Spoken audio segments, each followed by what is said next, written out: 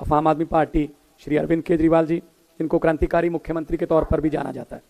बिल्कुल उनके दाएं बैठे हैं और हमारे यहाँ कहा भी यही जानता है जो सबसे नज़दीक हो कि मेरा सज्जात है, उनके बिल्कुल दाएं बैठे हैं क्रांतिकारी शिक्षा मंत्री श्री मनीष सिसोदिया जी, और पंजाब के यंग एजुकेशन मिनिस्टर जिनमें जुनून है, जोश है कुछ करने का, हरजोत बैंस जी, दिल्ली सरकार के एजुकेशन डिपार्टमेंट के सभी अधिकारीगण, पंजाब सरकार के सभी अधिकारीगण और सभी प्रिंसिपल्स और दिल्ली सरकार के जो मेंटर टीचर्स यहाँ बैठे हैं, सबको मेरी तरफ से नमस्कार, सत श्री अकाल। सत श्री अकाल सर। हिसार जिले के एक गांव में, शिवानी गांव में एक लड़का पैदा हुआ, एक घर में, आम नॉर्मल घर में, पढ़ने का बहुत जुनूनी था, साथ साथ में गरीबों की हेल्प करने का भी जुनून था।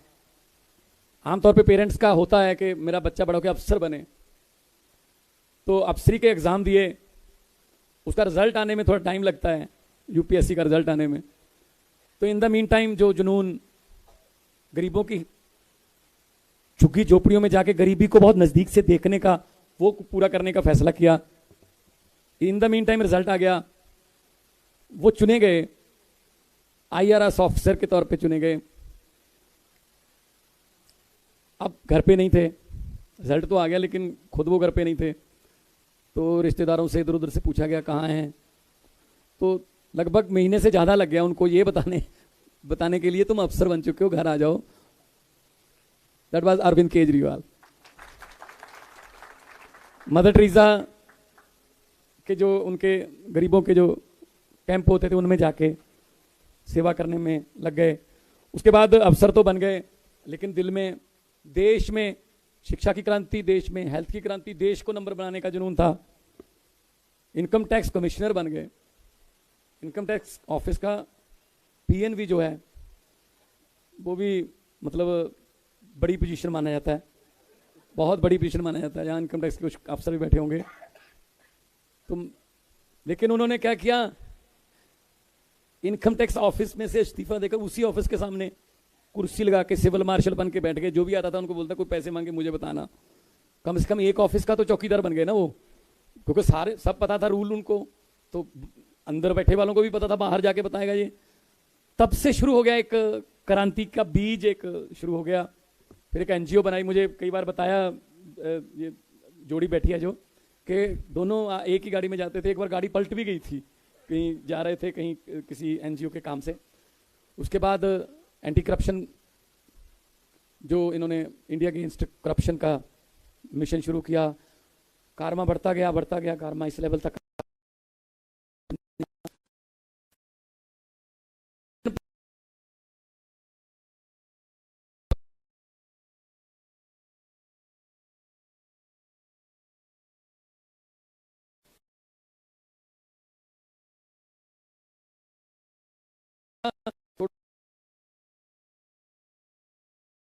करेंगे नहीं, 90% खराब में 10% तो ठीक है, हम 10 को 90 में कन्वर्ट कर सकते हैं। मनीष जी की ड्यूटी लगी, डिसीजन लेते गए। एक बात मैं भी अपने एक्सपीरियंस से कह सकता हूं कि जो जब भी कोई नई चीज करता है कोई आदमी, पहले उसका विरोध होता है। दुनिया की सबसे पहली रेलगाड़ी और सबसे पहले जहाज का विरोध हुआ था। ऐसे हवा में कैसे उड़ जाएंगे, ऐसे लोहे की पट्टी पर कैसे चले जाएंगे। पहले विरोध होता है, फिर एक्सेप्ट करते हैं, फिर जेलसी करने लगते हैं, उसका विरोध करने लगते हैं, फिर दोबारा। यही हो रहा है। पहले विरोध हुआ, फिर एक्सेप्ट कर लिया, स्कूल बन गए, अब कह रहे स्कूल क्यों बना दिए। तो लेकिन ये चैलेंजेस जो हैं ये वही आदमी ले सकते हैं जिनके दिल में जुनून हो और जिनको परमात्मा ने इतनी बुद्धि, इतना बल बख्शा हो कि किसी के जीवन में कोई चेंज ला सके। भाई, आज के ज़माने में भाई का कत्ल कर रहा है, पैसे की दुनिया हो गई, लंबी दौड़ है, मंजिल कोई नहीं है, जिधर पड़ोसी भाग रहा है उधर ही हम भाग रहे हैं। मेरा एक शेर है, वो आदमी बहुत दुखी है जिसका पड़ोसी सुखी है। हम अपने दुखों से उतना दुखी नहीं जितना उसके सुखों से होते हैं। तो हम ये नहीं सोचते अगर पड़ोसी कार ले ले कि हम भी मेहनत करके इससे बड़ी कार लेंगे। हम ये सोचते कोई बात नहीं, हॉर्न मार के जाता है, किसी न किसी दिन स्क्रैच पा देंगे इसकी कार पे। स्क्रैच डाल भी देते हैं हम, हमारे कला है।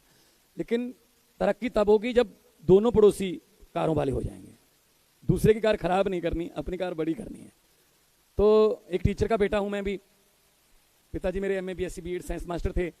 उन लगभग जहाँ जहाँ उन्होंने पढ़ाया, मैं भी गांव के आसपास ही रहती थी ड्यूटी, मैं भी उन्हीं स्कूलों में पढ़ा हूँ। तो टीचर का दर्द भी मुझे पता है। आपने तो सर वो दर्द पे बहुत अच्छी मरहम लगा दिया है, अभी हमें लगानी है। आपने तो कर दिया ये काम कि टीचर जो है दिल्ली का, वो टीचिंग के सिवा और कोई काम नहीं करेगा। हमारे यहाँ उल्टा है, टीचिंग के सिवा बाकी सारी काम टीचरों से लेते हैं सर। मतगणना करवानी है, वोट डलवाने हैं। अभी तो कोरोना के समय उनको मतलब बॉर्डर पे भी ड्यूटी लगा दी थी हरियाणा वाले पे कि आपने चेक करना है कौन कोरोना वाला आ रहा है। मतलब हर बात पे टीचर, हम भी यही करने वाले हैं अभी पंजाब में कि टीचर जो है पंजाब के, वो टीचिंग के अलावा और कोई काम नहीं करेंगे, सिर्फ टीचिंग। अभी सेंसस आ रहा है देश का, तो हमारे पास एक लेटर आया था कि 68,000 टीचर चाहिए। हमने कहा जी हम स्कूलों में कौन भेजेंगे फिर? तो कहते फिर हम काम कैसे करेंगे? हमने कहा जी एमए बीएससी एमटेक बहुत से लड़के लड़कियां आपको दे देंगे, 2 महीने ट्रेनिंग देके उनसे 4 महीने काम कराओ, उनका भी रेज्यूमे बनेगा कि हमने दुनिया की सबसे बड़ी डेमोक्रेसी में, हमने सेंसस में, जनगणना में हिस्सा लिया हुआ है, तो काम भी मिलेगा उनको। लेकिन स्कूल खाली नहीं करेंगे हम इस बात के लिए कि टीचर को कोई और काम मिल रहा है। तो इस क्रांति के लिए मैं श्रेय देता हूँ अरविंद जी को, जिन्होंने, क्योंकि हमारे पूर्व राष्ट्रपति अब्दुल कलाम जी ने कहा कि सपने वो नहीं होते जो नींद में आते हैं, सपने वो होते हैं जो आपको सोने नहीं देते। तो देश को नंबर 1 बनाने का सपना, शिक्षा में नंबर 1 बनाने का सपना, हेल्थ में नंबर 1 बनाने का सपना, इंफ्रास्ट्रक्चर में नंबर 1 बनाने का सपना, जो देश को, वो अरविंद जी को और उनकी टीम को सोने नहीं देते। क्योंकि बहुत लेट हैं, 70 साल लेट हैं। सिंगापुर बाद में ईजाद हुआ था, वहाँ से ट्रेनिंग लेके आ रहे हैं। मतलब इसका मतलब वो कितना फास्ट चले होंगे और हम कितना स्लो हैं। और सबसे बड़ी बात यह है कि इनको शिक्षा के बारे में पता है कि शिक्षा का स्तर क्या होना चाहिए, किस लेवल के जो एग्जाम इन्होंने पास किए हैं। वरना हमारे यहाँ वो नेता भी हैं जिन्होंने खुद जिंदगी में कोई एग्जाम नहीं दिया, लेकिन एग्जाम देने की ट्रेनिंग देते हैं घंटा घंटा, 1.5 घंटा। तो मतलब कम से कम उस फील्ड का पता तो हो ना कि उसमें क्या होता है, पेपर कैसे दिए जाते हैं, एग्जाम के समय कौन सी स्ट्रेस होती है। खैर, उसैन बोल्ट का नाम सुना होगा आपने, बड़ी अच्छी एग्जाम्पल है। बहुत तेज धावक था, बहुत तेज दौड़ाक था, दुनिया में रिकॉर्ड तोड़े उसने। उसको एक दिन इंटरव्यू किया गया कि आपके कोच कभी देखे नहीं गए ग्राउंड में, स्टेडियम में। कहते जी मेरे कोच को आने नहीं देते। कहते क्यों? कहते पता नहीं क्यों, मेरे कोच का वो नहीं बनाते आई कार्ड, तो कोच आ ही नहीं सकते। कहते ऐसा क्यों? इतने तू तो वर्ल्ड रिकॉर्ड होल्डर हो, 100 मीटर में, 200 में, 400 में, आपके कोच को क्यों नहीं आने देते? कहते पता नहीं क्यों नहीं आने देते कोच को मेरे को। कहते क्या नाम है कोच का? नाम बताइए, हम एफर्ट करते हैं। ये तो बहुत ही बड़ी मिस्टेक है इंडियन इंटरनेशनल ओलंपिक एसोसिएशन की।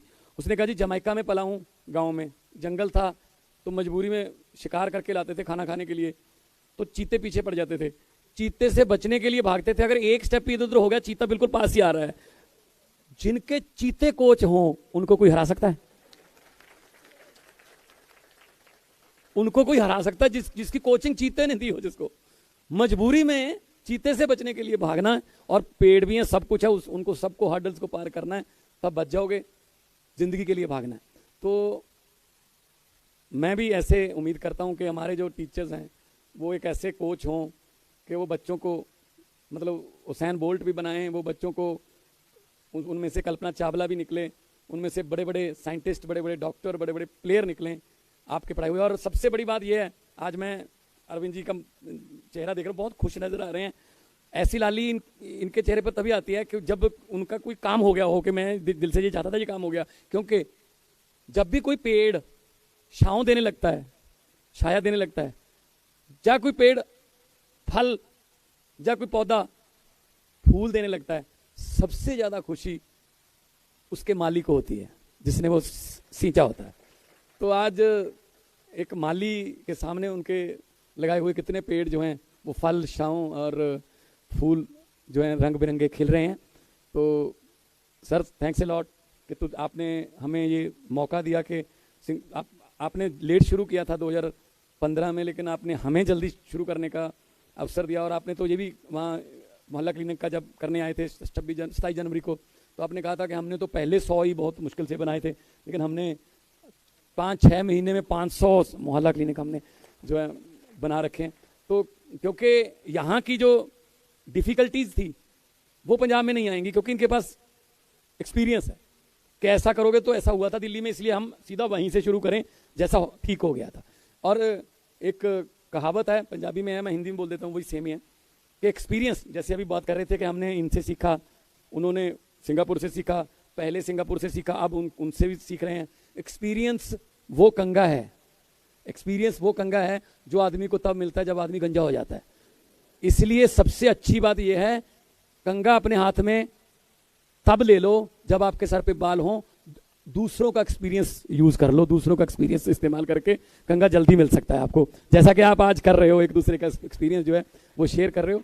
नॉलेज शेयरिंग में दिल्ली और पंजाब का हमारा एग्रीमेंट हुआ था, वो यही था, जैसा कि बताया गया कि ऐसे एक्सचेंज प्रोग्राम जो है चलने चाहिए, वोकेशनल ट्रिप्स होने चाहिए, छुट्टियों में आ जाएं, हमारे टीचर यहाँ आ जाएं, आपके वहाँ आ जाएं, और मतलब हमें रिजल्ट चाहिए। जब रिजल्ट आए तो पता चले कि हमारा मुकाबला आपस में ही है कि 99.7% आता है सर, तो हम 99.89 की तरफ जो है हमारा गोल रहेगा।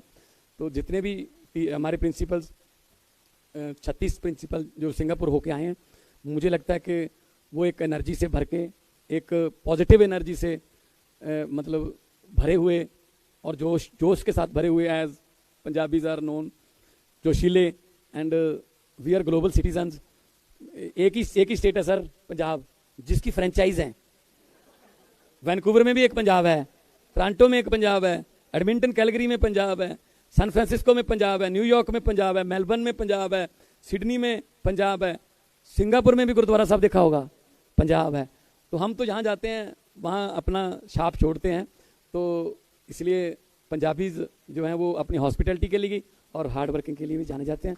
मुझे उम्मीद है कि ये जो 36 हमारे टीचर गए हैं, इनको कई गुना से मल्टीप्लाई करेंगे अपने बच्चों को सिखाने में, और फ्यूचर में और भी अच्छे ट्रेनिंग जो ट्रिप्स हैं जहाँ भी हमें अच्छा मिलेगा सीखने के लिए, जैसे आपने कहा है कि टीचिंग की बजाय लर्निंग, तो सीखने के लिए कहीं भी जा सकते हैं। तो मैं यही कहूँगा कि ये देश जो है ये रंग बिरंगे फूलों का देश है। गुलदस्ता कभी भी एक रंग का नहीं होता। अगर एक रंग के फूल हैं, गुलदस्ते को 2 दिन से ज़्यादा आप देख नहीं पाओगे। उसको देखते ही इसीलिए क्योंकि उसके रंग बिरंगे फूल हैं, हर फूल का अपना रंग है। लंबे सफ़र को मीलों में मत बांटिए, कौम को कबीलों में मत बांटिए, एक बहता दरिया है मेरा भारत देश, इसको नदियों और झीलों में मत बांटिए। इस देश को नंबर 1 बनाना है, जो सपना है अरविंद जी का और हमारा सबका सपना है, हम उनके सिपाही हैं। और जहाँ जहाँ ड्यूटी लगेगी, जिस मोर्चे पर भी ड्यूटी लगेगी, हम काम करते रहेंगे। हम कोई भी हम 4 बैठे हैं, वो वकील LLB हैं, सर IAS अफसर, IRS अफसर, ये ZTV में बहुत बड़े पत्रकार थे, मैं कलाकार था। हमें क्या ज़रूरत पड़ गई थी इधर आने की, लेकिन दिल में एक जुनून था कि दुनिया में आते हैं लोग, चले जाते हैं, लेकिन कुछ ना कुछ करके जाएं देश के लिए, किसी की ज़िंदगी बदल दें, तो इससे बड़ा पुण्य कोई नहीं होगा। तो आपके पास तो बहुत मौका है। You are known as nation builder, कौम के निर्माता के तौर पे आपको माना जाता है। और सचमुच में जब लेट 50s में सर जवाहरलाल नेहरू जब प्रधानमंत्री बने,